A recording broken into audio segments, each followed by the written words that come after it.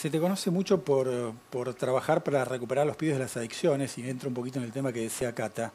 Pero me gustaría que le cuentes a la gente, por ahí no todos saben o algunos no lo recuerdan, vos te tuviste que ir amenazado, Sí. ¿no? Por el narcotráfico. Contá un poco ese episodio, qué fue lo que pasó. ¿Qué Mira, te dijeron? ¿Cómo te sí. abordaron? Yo estaba en la Villa 21 y estábamos trabajando mucho en lo que significaba el inicio de lo que llamamos los hogares de Cristo. Hicimos un documento, Los Curas de las Villas, que se llamaba La droga en la villa despenalizada de hecho. Entonces, decíamos, porque en ese momento en las universidades se hablaba de una despenalización para terminar con el narcotráfico, bueno, un tema muy recurrente. Y nosotros decíamos, acá está despenalizada de hecho, porque se lleva, se trae, se consume. Analizando la realidad de las villas de Capital en esa época, año 2008 más o menos.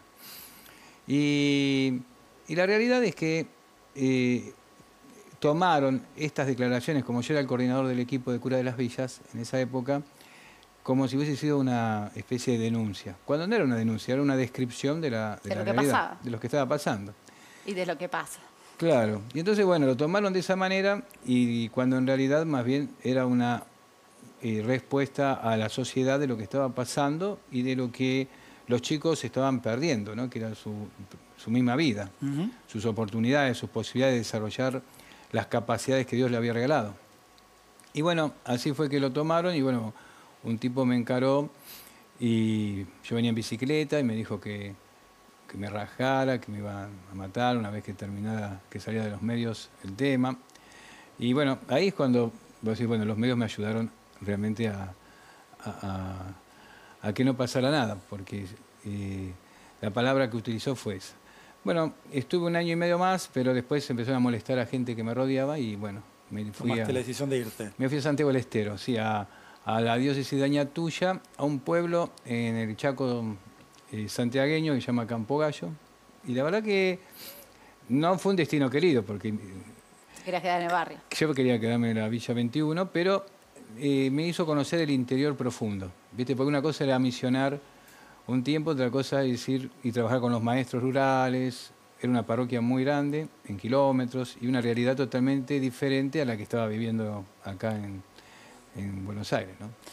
Y hoy en día te quiero preguntar cómo ves la situación hoy, tanto del problema de las adicciones como del narcotráfico, porque dijiste una frase que la quiero leer textual. La Iglesia puede alertar sobre el narcotráfico, pero el Estado debe trabajar en eso. ¿Cuán lejos ves al Estado argentino trabajando en el narcotráfico? Porque, por ejemplo, la justicia, lo que seguimos viendo, por ejemplo, el fiscal Delgado hace estadísticas todos los meses de que se sigue persiguiendo a pibes que tienen un porro, pero Sí. no vemos narcotraficantes presos.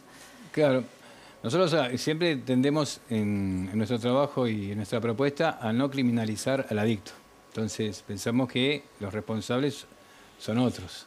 ¿Pero ves más problemas de adicción que en otros momentos? Y sí, y creo que la pandemia también ha ayudado a eso, ¿no? Creo que la pandemia ha hecho que esto que decíamos de la no actividad, del encierro o no encierro, de estar afuera sin actividad, sin organización de la vida, bueno, hace que muchos adolescentes se hayan sumado en este camino complicado de las adicciones.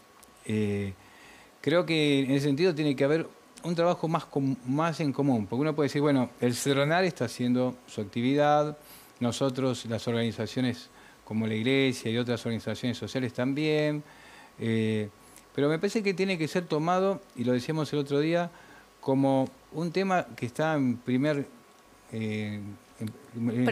lugar. Sí. Claro, fíjate que los obispos hace mucho tiempo en la reunión de Aparecida dijeron que la pandemia de las adicciones, de la droga, y utilizó ese término pandémico hace más de 10 años atrás.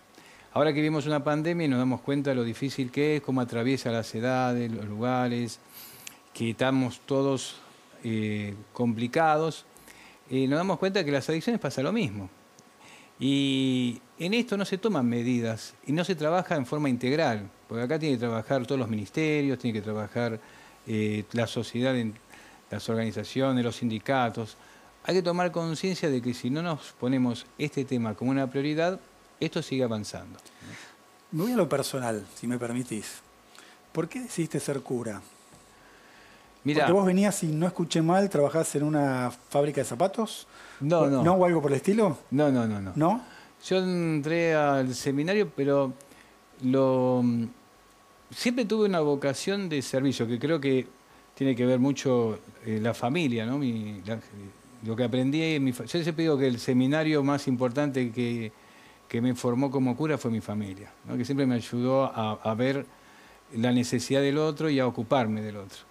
Y bueno, después de un tiempo en donde pasaba por mi cabeza ser maestro rural, abogado, no sé, siempre profesiones que puedan estar ligadas a servir. De pronto, estando en el colegio, tenemos un cura muy bueno, ¿no? Y hoy, que va a cumplir 90 años ahora, sigue haciendo campamentos, ¿no?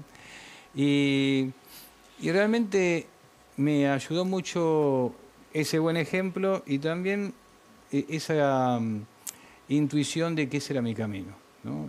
Como una especie de llamado a seguir el mensaje de Jesús, la predicación de Jesús. Me acuerdo que me tocó mucho una vez que llegué a una iglesia, entré y había un cura hablando de su misión en África, ¿no? Y yo digo, bueno, me gustaría hacer alguna cosa así. Y bueno, me motivó mucho, entré al seminario y bueno, después... ¿Puedo avanzar un poquito más? Sí. ¿Tuviste pareja antes de ser cura? Sí, estaba de novio y bueno, una de las cosas era decirle a mi novia que iba a entrar al seminario. ¿Y cómo fue eso? ¿Cómo fue esa historia? No, fue simple, éramos chicos, ¿A qué edad estamos hablando? 17, 18.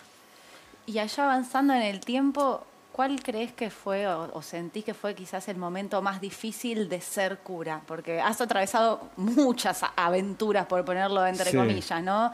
En lugares y en situaciones muy extremas, pero si vos tenés que describir un momento que decís esto, la verdad fue muy difícil para mí.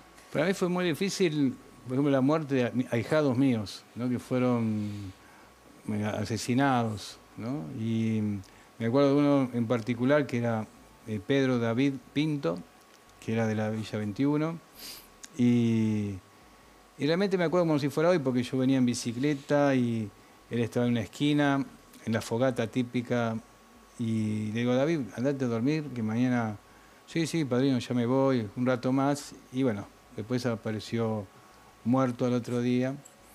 Y ese tipo de cosas me ha pasado bastante en este camino de trabajar en los barrios, a veces atravesados por la marginalidad. Me voy a otro tema que es el aborto. Le pifié con la fábrica de zapatos. De algún lugar lo saqué, no recuerdo de dónde. Es la edad. Mi abuelo trabajaba en la fábrica de zapatos. Debe ser Sí, eso sí, sí. entonces.